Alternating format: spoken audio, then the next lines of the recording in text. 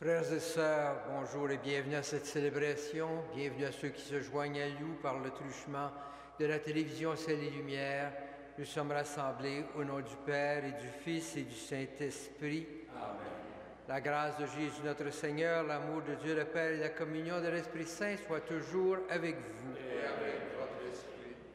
Dans cette célébration ce matin, nous faisons mémoire de Saint-Hilaire, évêque de Poitiers.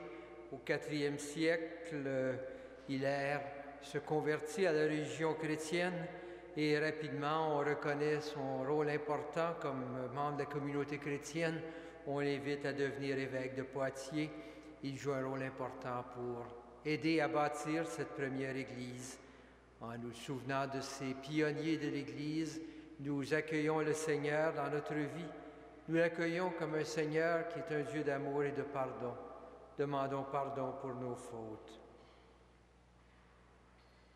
Seigneur Jésus, envoyé par le Père pour nous faire partager sa vie, son amour, sa lumière, prends pitié de nous. Prends pitié de nous. Ô Christ venu dans le monde pour être notre frère, prends pitié de nous. Prends pitié de nous. Seigneur, lumière d'en haut qui guide nos pas vers toi, prends pitié de nous. Prends pitié de nous.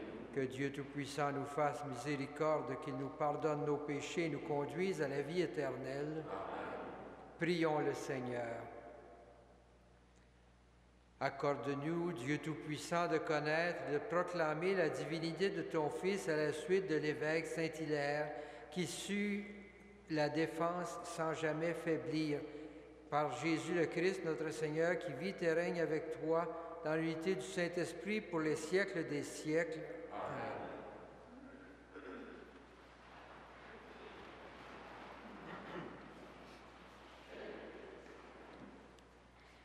Lecture du premier livre de Samuel. Samuel, devenu vieux, avait remis à ses fils le gouvernement d'Israël. Tous les anciens se réunirent et vinrent le trouver à Rama. Ils lui dirent : « Tu es devenu vieux et tes fils ne marchent pas sur tes traces. Donne-nous donc pour nous gouverner un roi comme en ont toutes les nations. » Samuel fut mécontent parce qu'ils avaient dit : « Donne-nous un roi pour nous gouverner. » Et il se mit à prier le Seigneur. Or le Seigneur lui répondit : « Donne satisfaction au peuple pour tout ce qu'il demande. Ce n'est pas toi qu'il rejette, c'est moi qu'il rejette, car ils ne veulent pas que je règne sur eux. » Samuel rapporta toutes les paroles du Seigneur au peuple qui lui demandait un roi. « Voici quel sera le statut du roi qui va régner sur vous. Il prendra vos fils, il les affectera à ses chars et à ses chevaux, il les fera courir devant son char. Il les utilisera comme chefs de 1000 hommes et comme chefs de 50. Il les fera labourer et moissonner à son profit, fabriquer ses armes de guerre et ses attelages. Il prendra vos filles pour la préparation de ses parfums, pour sa cuisine et pour sa boulangerie. Il prendra vos champs, vos vignes et vos oliveraies les meilleurs pour les donner aux gens de sa maison. Sur vos cultures et vos vignes, il prélèvera la dîme pour la donner à ses ministres et aux gens de sa maison. Les meilleurs de vos serviteurs, de vos servantes, de vos bœufs et de vos ânes, il les prendra et les fera travailler pour lui. Il prélèvera la dîme sur vos troupeaux et vous-même deviendrez ses esclaves. Alors vous pousserez des cris pour vous plaindre du roi que vous avez voulu. Mais alors le Seigneur ne vous répondra pas. Le peuple refusa d'écouter Samuel et dit, « Tant pis, il nous faut un roi. Nous voulons être, nous aussi, comme toutes les autres nations. Notre roi nous gouvernera, il marchera à notre tête et combattra avec nous. » Samuel entendit toutes les paroles du peuple et les rapporta au Seigneur. Et le Seigneur lui dit, « Écoutez-les et donne-leur un roi. » Parole du Seigneur.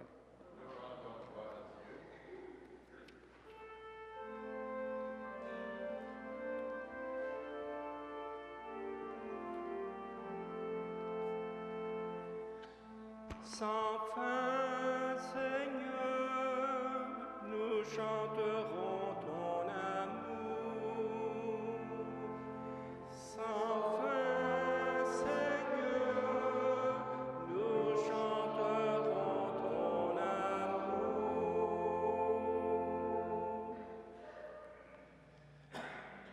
Heureux le peuple qui connaît l'ovation. Seigneur, il marche à la lumière de ta face. Tout le jour, à ton nom, il danse de joie, fier de ton juste pouvoir. Tu es sa force éclatante, ta grâce accroît notre vigueur. Oui, notre roi est au Seigneur, notre bouclier au Dieu saint d'Israël. Sans fin, Seigneur, nous chanterons ton amour.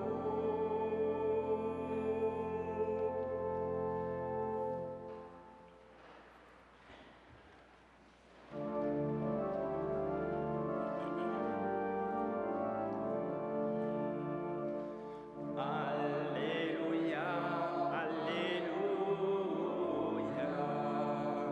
Alléluia, Alléluia.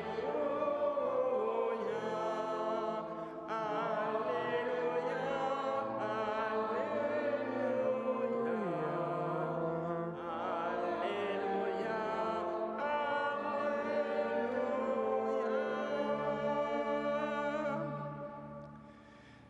Un grand prophète s'est levé parmi nous. Dieu a visité son peuple. Alléluia, Alléluia. Alléluia, Alléluia.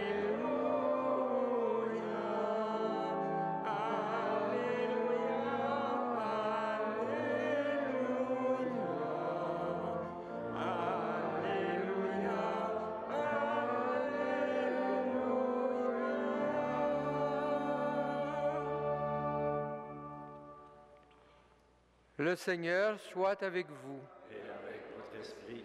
Évangile de Jésus-Christ selon saint Marc. Jésus était de retour à Capharnaüm et la nouvelle se répandit qu'il était à la maison. Tant de monde s'y rassembla qu'il n'y avait plus de place même devant la porte. Jésus leur annonçait la parole. Arrivent des gens qui lui amènent un paralysé porté par 4 hommes. Comme ils ne peuvent l'approcher à cause de la foule, ils découvrent le toit au-dessus de Jésus, font une ouverture et descendent le brancard sur lequel était couché le paralysé. Voyant leur foi, Jésus dit au paralysé, « Mon fils, tes péchés sont pardonnés. » Or, il y avait dans l'assistance quelques scribes qui raisonnaient en eux-mêmes. « Pourquoi cet homme parle-t-il ainsi? Il blasphème. Qui donc peut pardonner les péchés sinon Dieu seul? » Saisissant aussitôt dans son esprit le raisonnement qu'il faisait, Jésus leur dit, « Pourquoi tenir de tels raisonnements? Qu'est-ce qui est plus facile, de dire au paralysé, tes péchés sont pardonnés, ou bien de dire, lève-toi, prends ton brancard et marche? Eh bien, pour que vous sachiez que le Fils de l'homme a le pouvoir de pardonner les péchés sur la terre, je te l'ordonne, dit-il au paralysé, lève-toi, prends ton brancard et rentre chez toi. » L'homme se leva, prit aussitôt son brancard et sortit devant tout le monde. Tous étaient stupéfaits et rendaient gloire à Dieu en disant, « Nous n'avons jamais rien vu de pareil. » Acclamons la parole de Dieu. Louange à toi, Seigneur Jésus.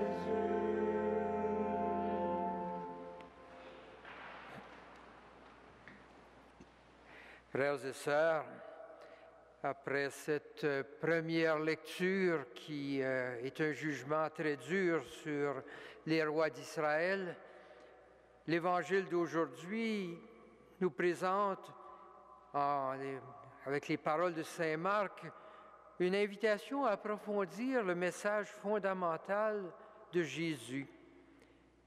Dès le début, on nous présente Jésus qui vient annoncer la parole. Aujourd'hui, c'est à Capharnaüm qu'une foule s'est rassemblée pour l'entendre et l'évangéliste nous dit justement, Jésus leur annonçait la parole. Cette parole, elle semble pourtant surtout annoncée par l'action de Jésus. On ne dit rien de ce qu'il disait en annonçant la parole, on nous parle de ce qu'il faisait. Des membres de la communauté amènent un homme souffrant de paralysie. On ne sait même pas si cet homme croit. Ce n'est pas la foi de l'homme, mais la foi de la communauté, la foi de ceux qui l'amènent qui est importante. Jésus, ou l'évangéliste dit, voyant leur foi, non pas la foi du paralysé qui n'a rien dit jusque-là, mais la foi de ceux qui l'ont amené à Jésus. Voyant leur foi, Jésus dit à cet homme, qui lui n'a pourtant rien demandé, « Tes péchés sont pardonnés. » Jésus annonce la parole. Il dit à l'homme que le pardon des péchés est maintenant arrivé, non seulement pour lui, mais pour tous ceux qui croiront. Ils ont accès à celui qui vient annoncer un Dieu de pardon. Jésus, au début, ne dit pas « je te pardonne ». Il confirme plutôt que Dieu est à l'œuvre et que ce Dieu proclame que l'être humain n'est plus sous l'empire du péché et du mal. Ce ne sont plus maintenant les sacrifices expiatoires au temple qui peuvent apporter le pardon du péché. Dieu lui-même est pardon. Cet homme paralysé, impuissant, porté par la foi des autres, est donc invité à accueillir le pardon des péchés, ce pardon que Jésus vient annoncer au nom de Dieu. Jusque-là, le pardon devait passer par des sacrifices d'expiation réglés par le temple et par ceux qui contrôlent le temple. L'homme paralysé n'aurait même pas eu accès à ce pardon, puisque paralysé, malade, il n'avait plus accès au temple. Il ne pouvait pas s'attendre à accueillir le pardon de Dieu au temple. Il était exclu. Son mal l'enfermait définitivement dans le péché, le rendait impur devant Dieu et devant les hommes. Jésus annonçait la parole de Dieu, la parole qui libère et qui restaure la vie. Le salut de Dieu vient alors le rejoindre dans son corps et le libérer de cette paralysie qui l'enchaînait physiquement et socialement, qui le renfermait dans un monde sans issue. Les scribes voulaient garder ces gens-là dans ce monde sans issue. Jésus annonce un Dieu qui ouvre la porte. Jésus annonçait la parole. Il annonçait une parole qui est source de vie et de réconciliation. Il annonçait une parole qui permet à l'être humain de retrouver sa place dans le monde des vivants. L'homme était entré impuissant sur un brancard porté par d'autres, à la merci des autres. Il quitte maintenant fièrement, portant lui-même avec lui son brancard. La foule des bonnes gens venus entendre Jésus, en fait, empêchait le paralysé d'arriver à Jésus. C'est la témérité d'autres personnes qui ont permis à l'homme d'accéder à celui qui allait lui annoncer la parole qui sauve. La parole annoncée par Jésus est toujours, encore aujourd'hui, une parole qui libère et qui donne la vie. Nous pouvons vivre parfois des moments dans notre vie où il devient difficile d'arriver à ce Dieu qui sauve. Comme le paralysé, il nous faut avoir l'humilité de nous laisser porter par la communauté, par d'autres, pour retrouver celui qui nous libère et nous redonne la vie. Nous pouvons à d'autres moments être de ceux qui peuvent porter les autres. Il nous faudra peut-être vaincre des préjudices de ceux qui, comme les scribes, font obstacle à la puissance qui sauve. Demandons au Seigneur de nous garder forts pour marcher avec ceux qui sont les plus fragiles dans leur rencontre vers le Seigneur. Demandons-lui la force d'être comme ces 4 hommes qui amènent le paralysé devant le Christ, être de ceux qui osent passer toutes les frontières pour amener nos frères et nos sœurs à la rencontre du Christ.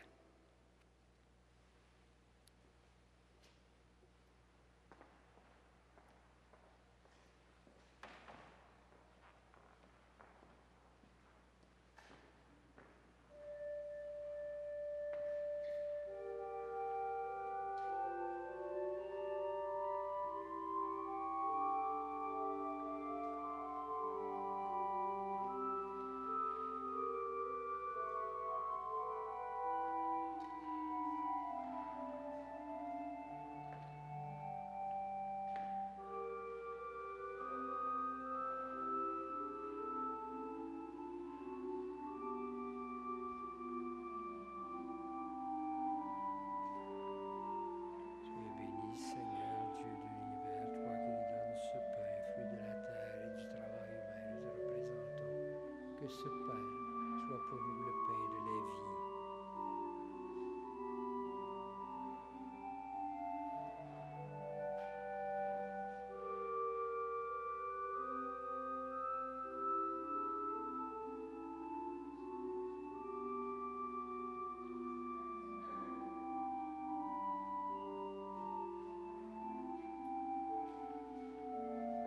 Tu es béni, Seigneur, Dieu de l'univers, toi qui nous donnes ce pain, fruit de la vigne et du travail humain. Nous te représentons que cette coupe soit pour nous la coupe du salut.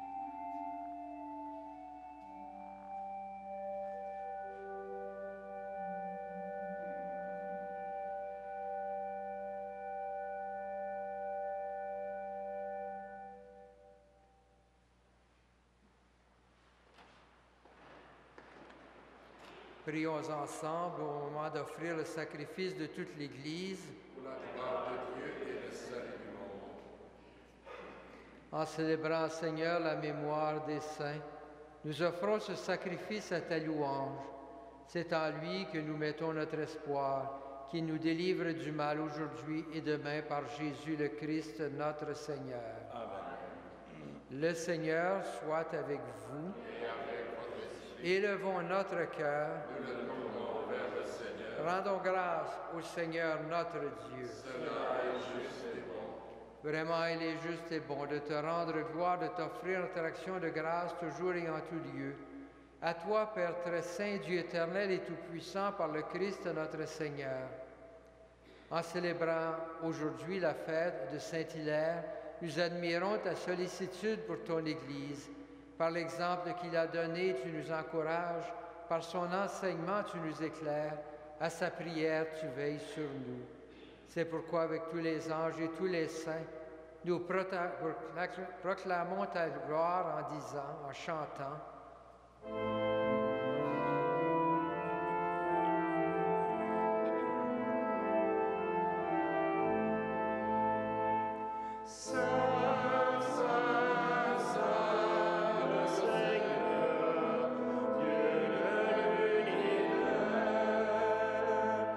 Le ciel et la terre sont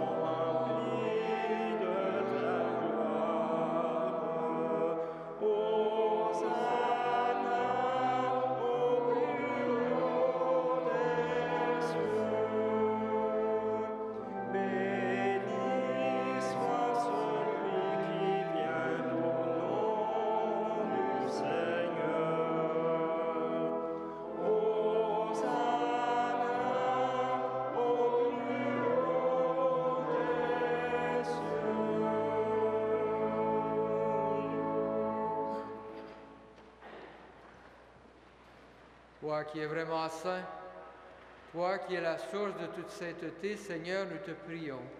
Sanctifie ces offrandes en répandant sur elles ton esprit, qu'elles deviennent pour nous le corps et le sang de Jésus, le Christ notre Seigneur.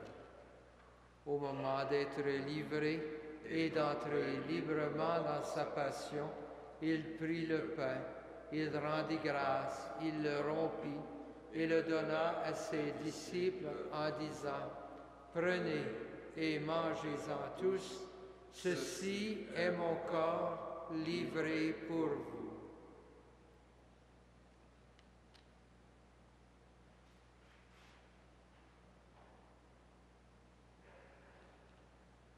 De même, à la fin du repas, il prit la coupe. De nouveau, il rendit grâce et la donna à ses disciples en disant, « Prenez et buvez-en tous, car ceci est la coupe de mon sang, le sang de l'alliance nouvelle et éternelle, qui sera versé pour vous et pour la multitude en rémission des péchés. Vous ferez cela en mémoire de moi. »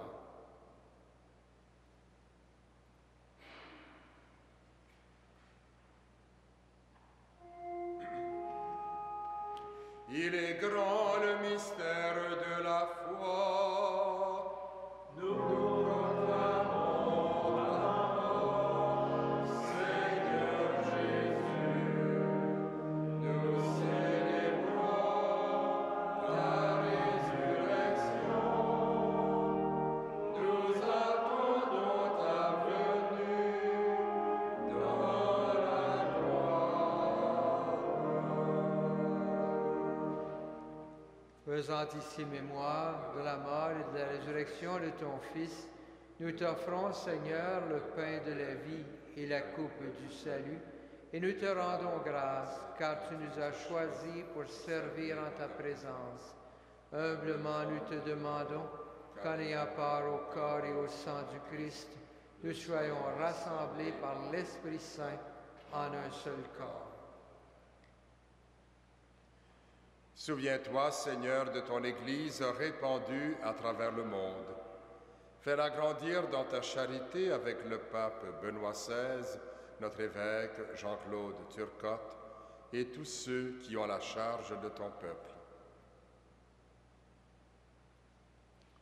Souviens-toi aussi de nos sœurs, de nos frères, qui se sont endormis dans l'espérance de la résurrection et de toutes les personnes qui ont quitté cette vie. Reçois-les dans ta lumière auprès de toi. Sur nous tous enfin et sur ceux qui se confient à nos prières, nous implorons ta bonté.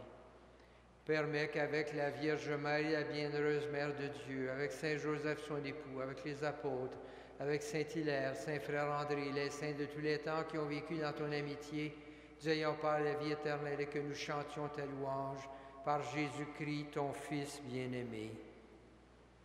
Par lui, avec lui et en lui, à toi, Dieu le Père Tout-Puissant, dans l'unité du Saint-Esprit, tout honneur et toute gloire pour les siècles des siècles. Amen.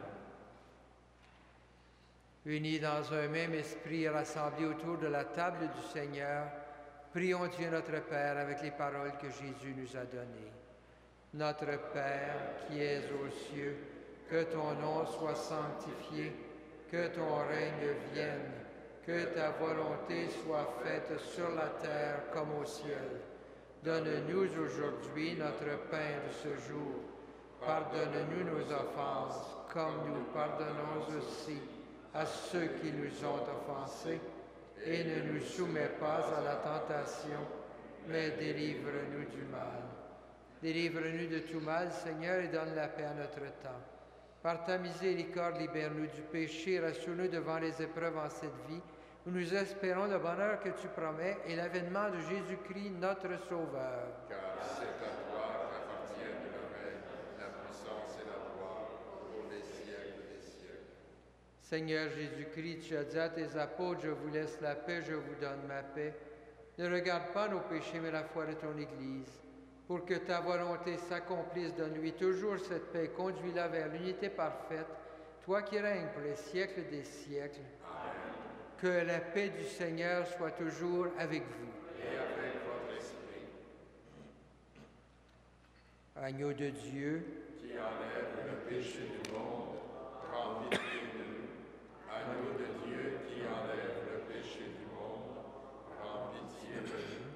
Agneau de Dieu qui enlève le péché du monde, donne-nous la paix.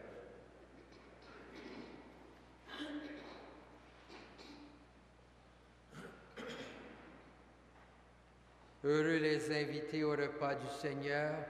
Voici l'agneau de Dieu qui enlève le péché du monde. Seigneur, je ne suis pas digne de te recevoir, mais dis seulement une parole et je serai guéri.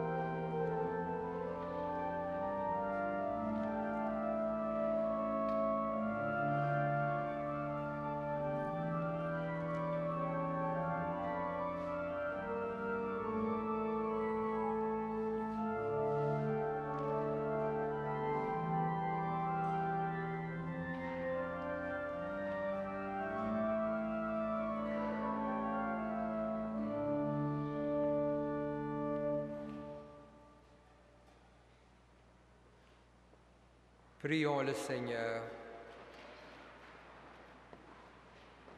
Que cette communion, Seigneur notre Dieu, ravive en nous l'ardeur de charité et nous brûle de ce feu qui dévorait Saint-Hilaire alors qu'il se dépensait pour ton Église, par Jésus-Christ notre Seigneur, qui vit et règne avec toi dans l'unité du Saint-Esprit pour les siècles des siècles.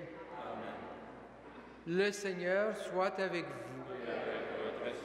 Que le Seigneur, le Dieu Tout-Puissant, vous bénisse et vous garde, le Père, le Fils et le Saint-Esprit. Frères et sœurs, allez dans la paix et dans la joie du Christ. Nous rendons grâce